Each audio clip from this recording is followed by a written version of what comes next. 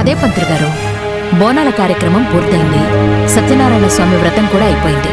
కొత్త జంటకి తర్వాత జరగాల్సిన కార్యక్రమానికి ముహూర్తం పెడతారని రమ్మన్నాను.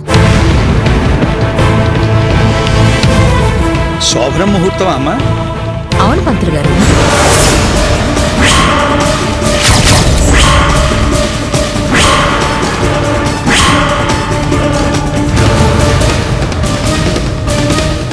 ఈ శోభనం జరిగితే దొరబాబు నాకు దూరం అవుతారేమో. ఇంకా బొమ్మలాగా అలా నిలబడ్డావేంటి? పంతులు గారికి వాటర్ ఇవ్వు.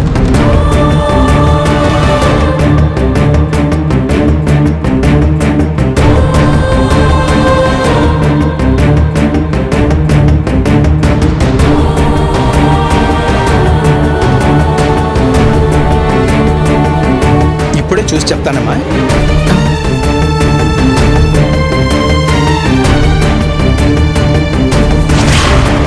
ముహూర్తం చాలా బలంగా ఉండాలి పంతులు గారు.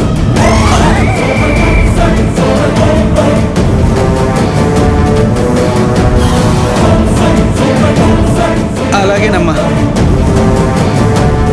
కాలం చాలా మారింది. ఒకప్పుడు ఆడపిల్లలు శోభనం పేరు వినిపిస్తే సిగ్గుతో తల వంచుకుని బిడియంగా లోపలికి పరిగెత్తేవారు. ఇప్పుడు స్వయంగా వాళ్లే మంచి ముహూర్తం చూడమని అడుగుతున్నారు. కాలం మహిమ. భర్త మీద ప్రేమతో అలా అడగడం తప్ప పంతులు గారు? అబ్బే, తప్పేం లేదమ్మా.